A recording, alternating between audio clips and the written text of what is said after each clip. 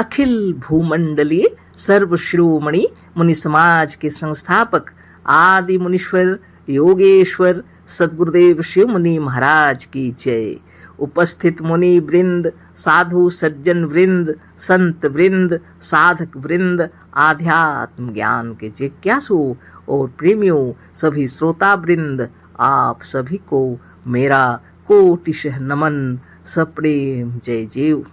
तो आध्यात्मिक चर्चा चल रही है और हम लोग सद्गुरुदेव शिव मुनि महाराज रचित ग्रंथ वेदांत सिद्धांत द्वितीय भाग के अंतर्गत अध्याय 5 यानी पंचम अध्याय पर चर्चा कर रहे हैं।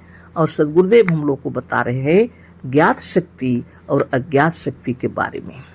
यहाँ पर अज्ञात शक्ति के बारे में चर्चा हो रही थी और उसी को थोड़ा पढ़ लेते हैं, पहले से जो पढ़े थे और आगे पढ़ेंगे और विचार करेंगे, है ना।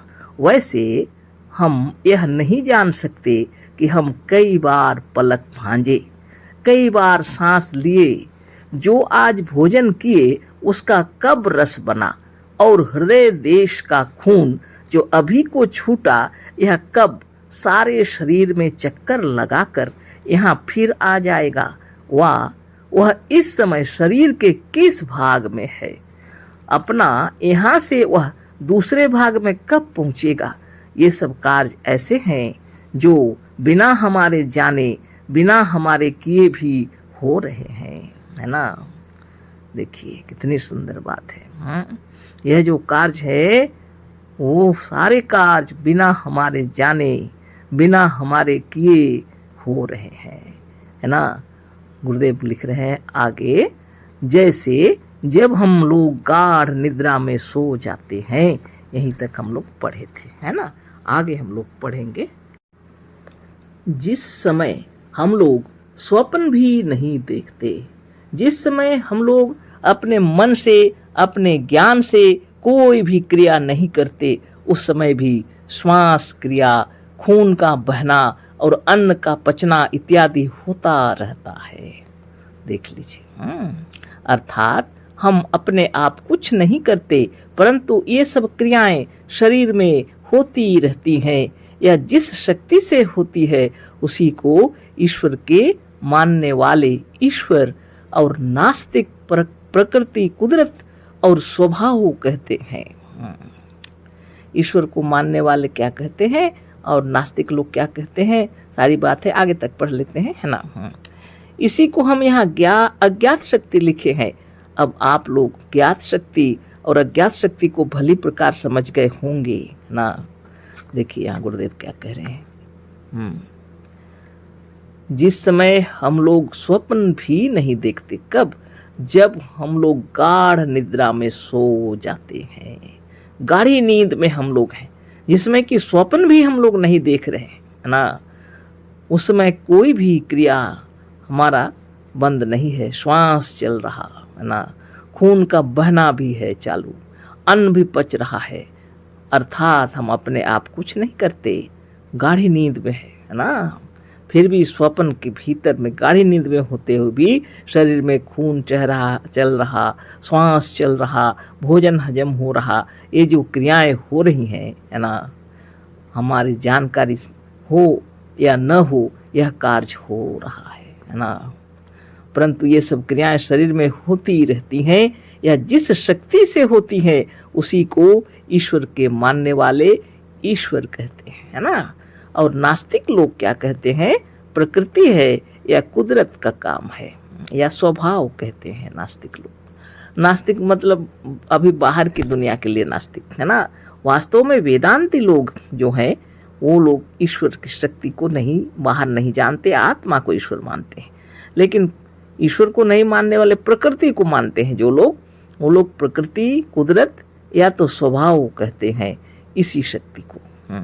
इसी को हम यहाँ अज्ञात शक्ति लिखे हैं और सद्गुरुदेव कह रहे हैं इसी शक्ति को हम यहाँ अज्ञात शक्ति लिखे हैं, जिसको लोग ईश्वर की शक्ति कहते हैं और ईश्वर को मानने वाले, और नास्तिक लोग जिसको प्रकृति, कुदरत या स्वभाव कहते हैं उसी को हम यहाँ अज्ञात शक्ति लिखे हैं, सद्गुरुदेव कह रहे हैं।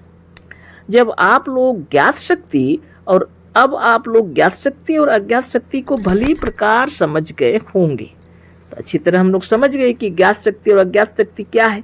जो जानकारी के अंदर होती है, जिसको हम कर रहे हैं जानते हुए, हमारी इच्छा से वह हमारे अंदर में सारे कार्य हो रहे हैं, है ना, उसको ज्ञात शक्ति कहते हैं।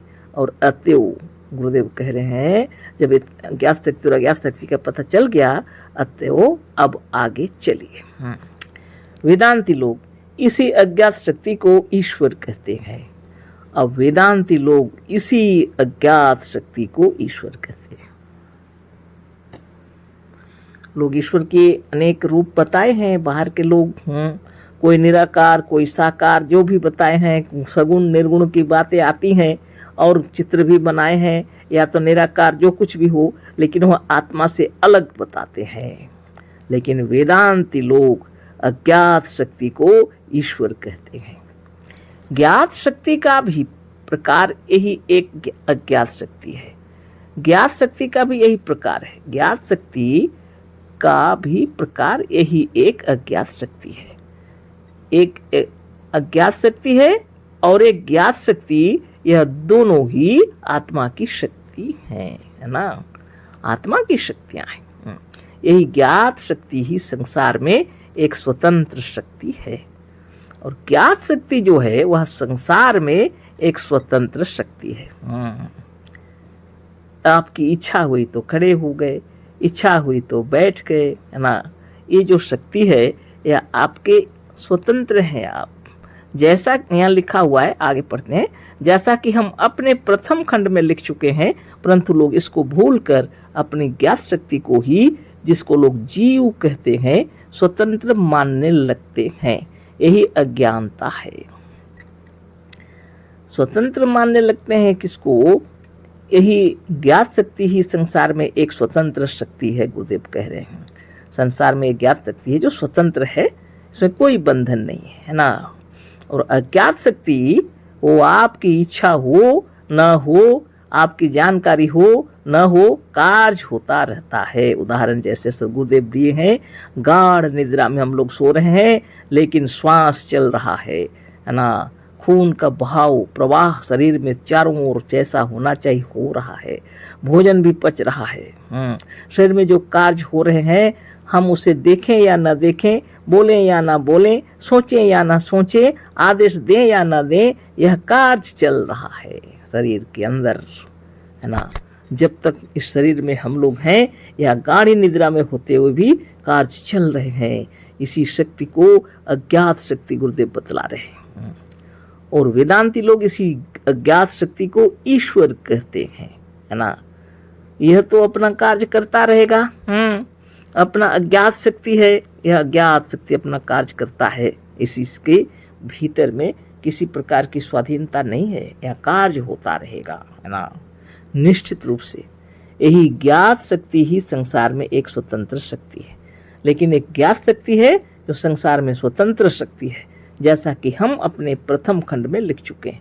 परंतु लोग इसको भूलकर अपनी ज्ञात शक्ति को ही, जिसको लोग जीव कहते हैं, इसको जिसको ज्ञात शक्ति है उसको लोग जीव कहते हैं ना, स्वतंत्र मानने लगते हैं।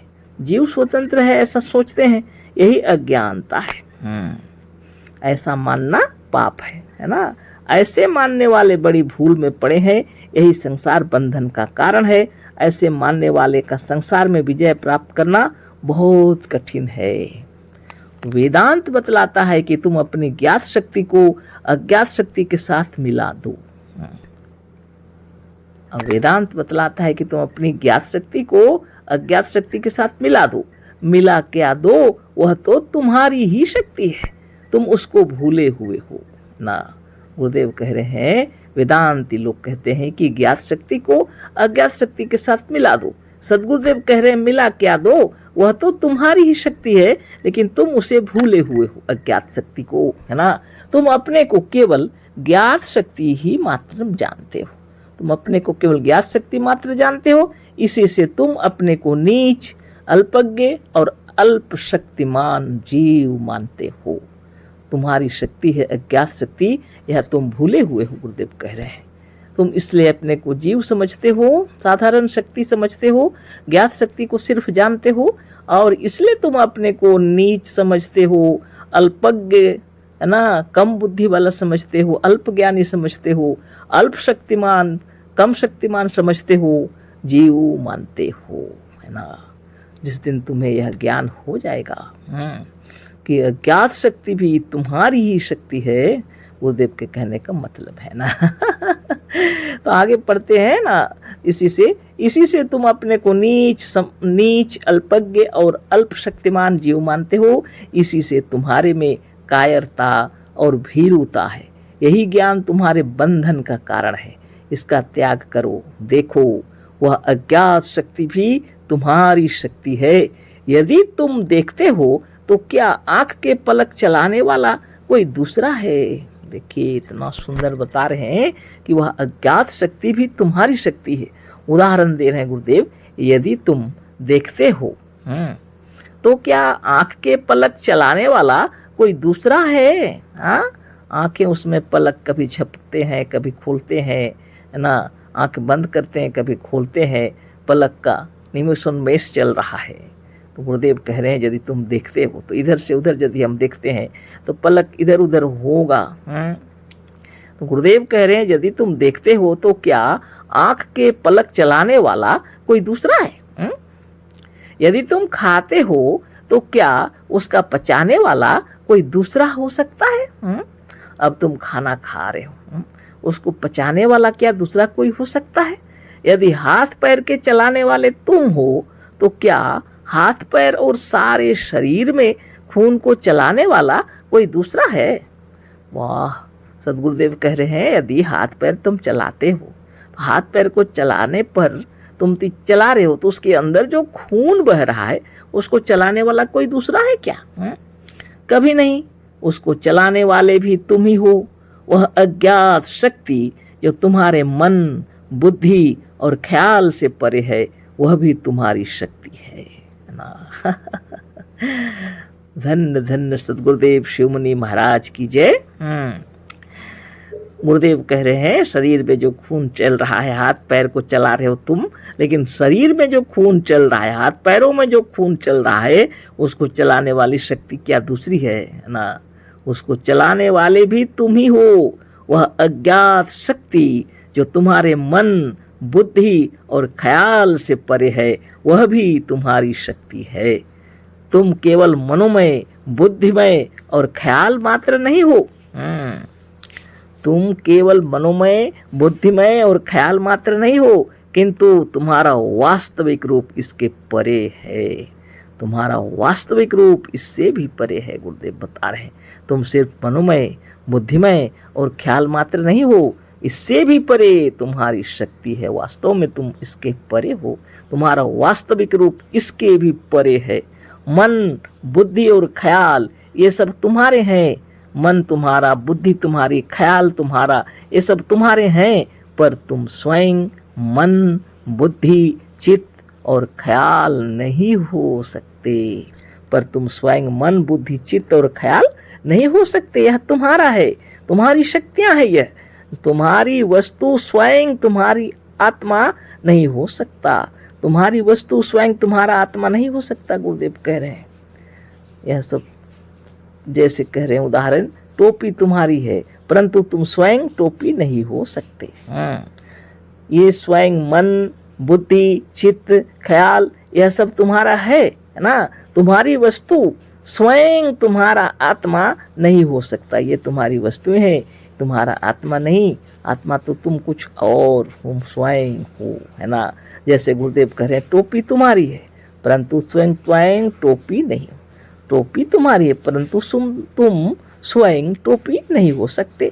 आँख तुम्हारी है परंतु तुम आँख नहीं हो सकते।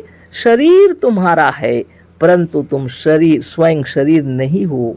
इसी प्रकार दिमाग और मन तुम्हारा है परंतु तुम दिमाग और मन नहीं हो।